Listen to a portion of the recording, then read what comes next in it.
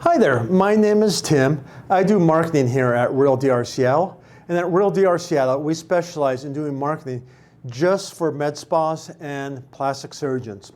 In this video, I want to go over kind of, I guess, one of the most elaborate or complex topics that we get is how to sell Botox.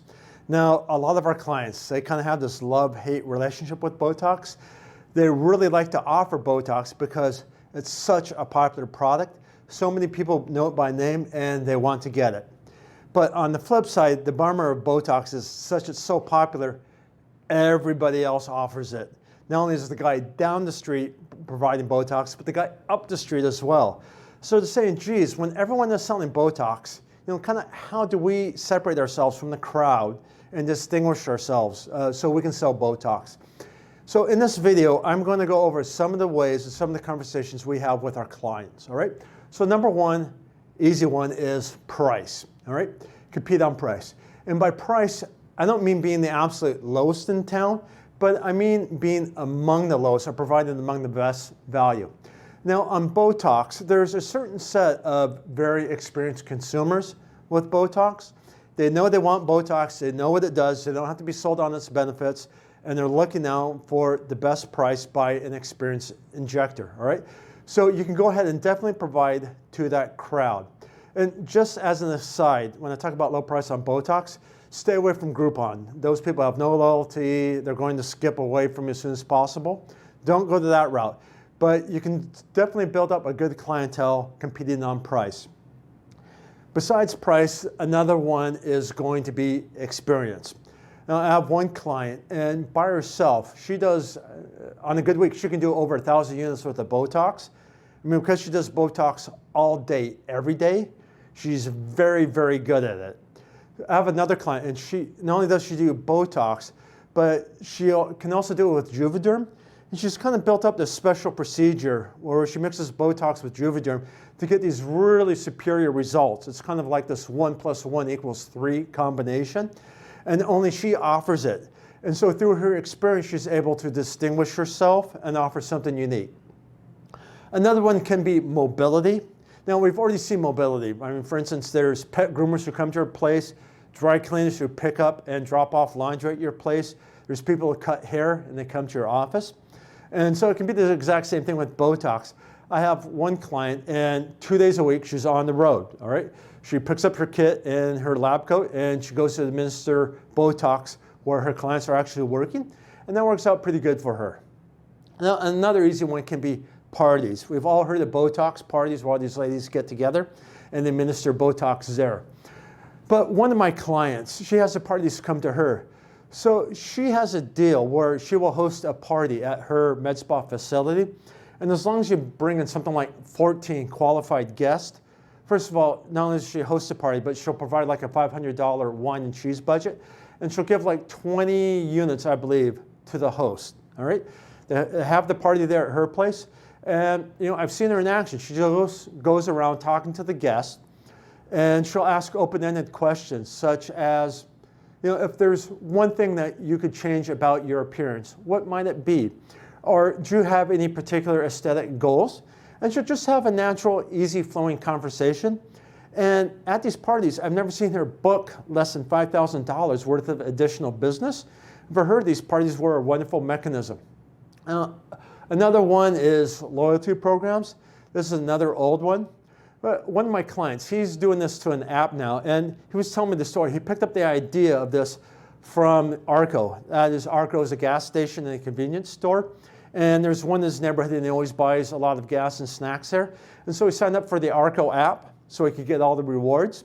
He said, hey, this app is pretty cool. So he had his developers use that app as their motivation, and he duplicated kind of that same app for his clinic. So now his patients are getting rewards or loyalty points through the app. Now, another obvious one, of course, is going to be social media, all right? Where you put all your results on social media. I have one client, and he's very active with his before and after photos.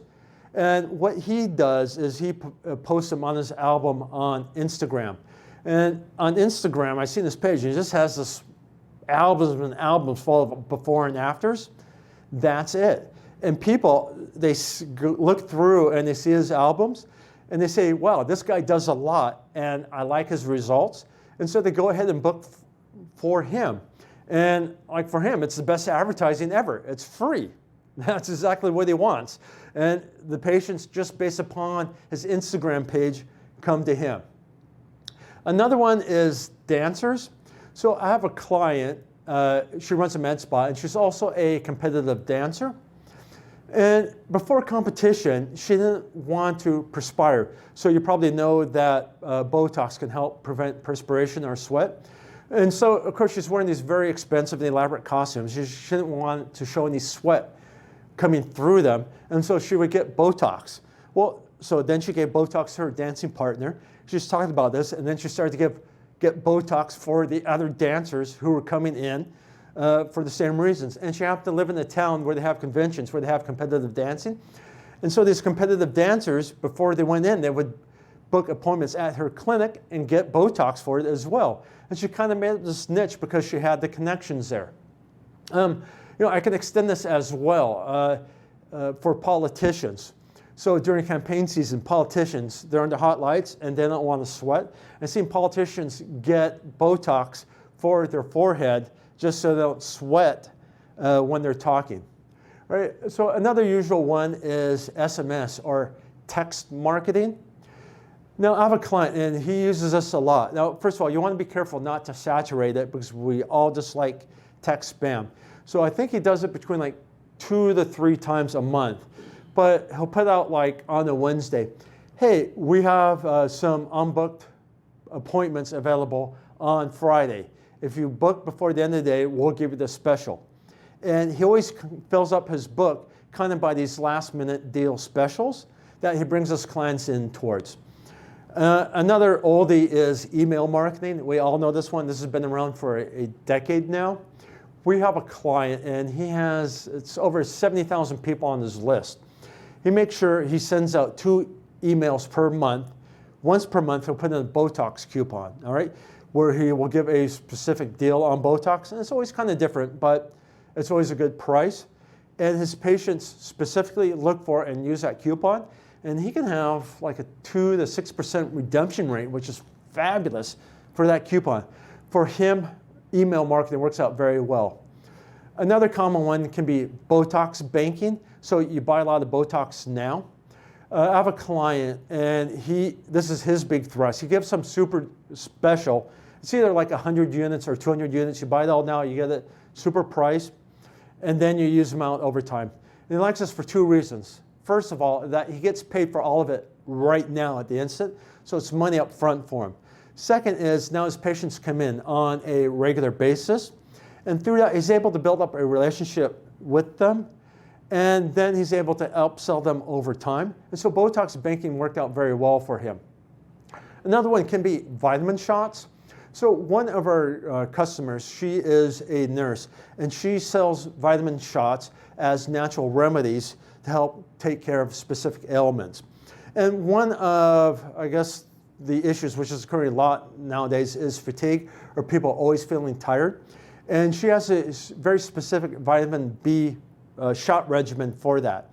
And she had a deal where if you get so many units of Botox, you get a complimentary vitamin B shot to help resolve fatigue. And for her, like the cost of goods sold on that shot is between like $5 and $10. And so she easily made her money's worth by providing that vitamin B shot for people who went in for Botox as well.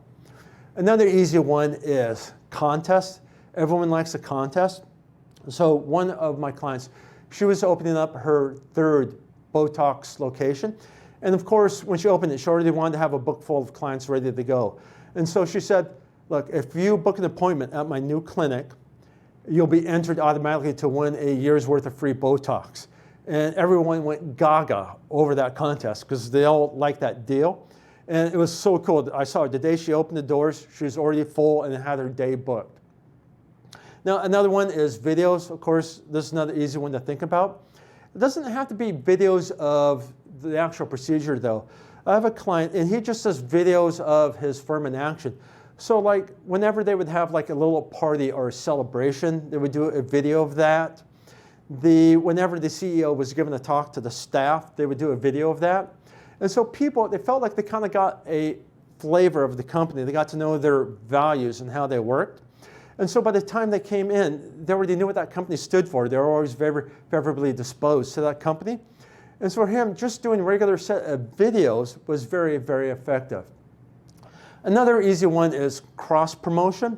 So another one of my clients, he works with a cosmetic dentist. And of course, there's a lot of overlap with the same client set. These are people concerned with their appearance and they have money to spend on their aesthetics. And they made a deal. Hey, every time you get a client in your welcome packet, I want you to put in one of my coupons, and I'll do the exact same thing for you. And it worked out great. Another easy one I would think about, for instance, is physical trainers. Same thing. These are people who work with higher-end clients who are concerned about their aesthetics and their health. And I would just think, hey, if you have an email list, I want you to mention me in your email list, and I'll do the same for you. And it doesn't cost anything. So it's very easy to think of cross-promotion possibilities.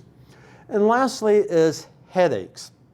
Now, Botox, it's a muscle relaxer, and so it can be used on headaches to help ease the muscle tissue around the brain.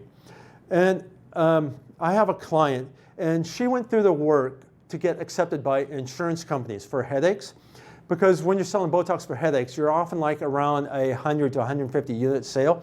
And it's going to be rare that a client is going to take that cost on themselves, but insurance companies will. So once you went through the hassle of getting approved for Botox for headaches, no one else was doing that, and she built up that very specific niche. Now, just a couple of other loose ends I wanted to pick up with this is when people are talking about selling Botox, they always ask, geez, do you think I should advertise on Facebook and Google? And of course, these are the two 800-pound gorillas that they always think about. And my answer is, it always depends. All right, there's no one right answer. And when I work with clients on their Botox campaigns, the clicks I'm currently paying for, it can be, our cheapest click is around like 75 cents. And in competitive markets, they're paying over $5 a click around Botox. And sometimes, those $5 clicks, it can be a challenge to get profitable conversions on it, all right? So it really depends how much competition you have in your local market and how ruthless and astute you are with that campaign to make sure that's always profitable.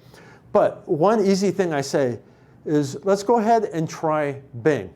Now, Bing, it certainly doesn't have the heft or weight of Facebook or Google, but it can still be overall a profitable mechanism.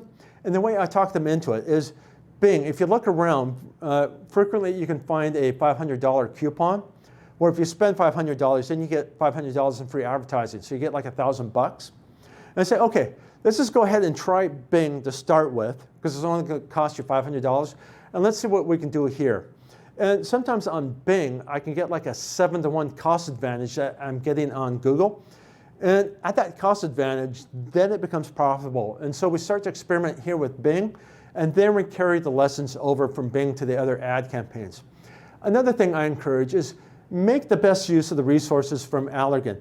That is, Allergan, they already provide a lot of marketing material around Botox. So they have the Alley, or the Frequent Botox Buyer Club, that you can participate in. And they also have the Brand Box, where they provide a lot of marketing material on how the best marketing practices for Botox. So be sure and take a look at what Allergan has and make the best use of that. And finally, I say make use of before and after photos. Now, when you're first starting out your clinic, you haven't developed a lot of patients yet. And so you can go ahead and start off with the stock before and after photos provided by Allergan. But people, they're pretty smart. And when they see those photos, they know that they're kind of stock, and they may have seen them before.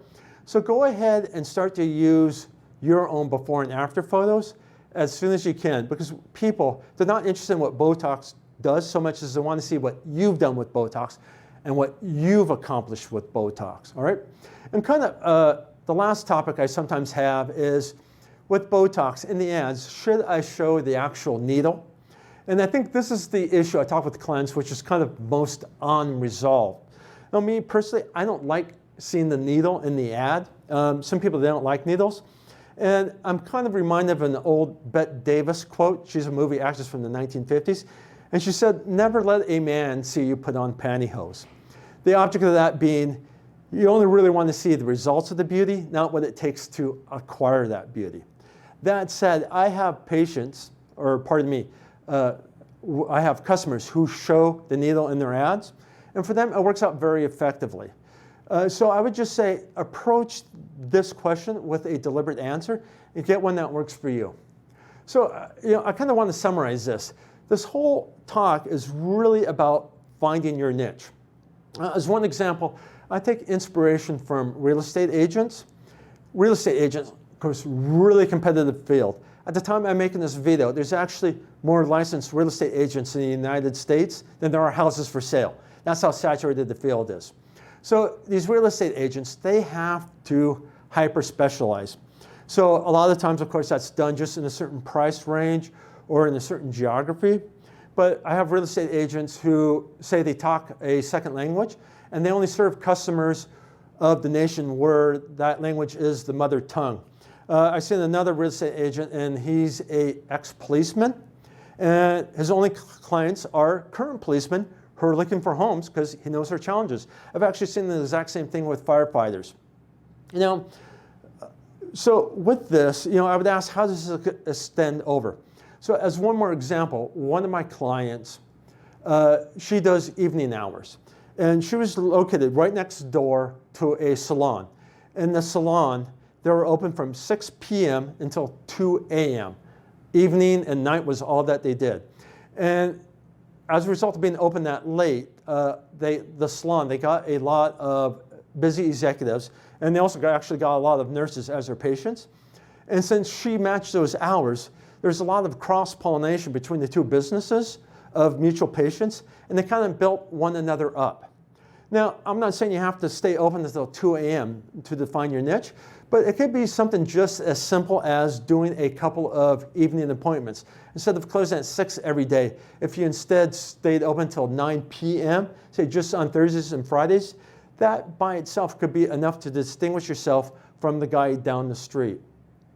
So if you're a clinic and you're selling Botox and you're kind of struggling with this and you want to define your own niche, feel free to reach out to us. We're happy to brainstorm with you and figure out how we can best serve you. Cheers.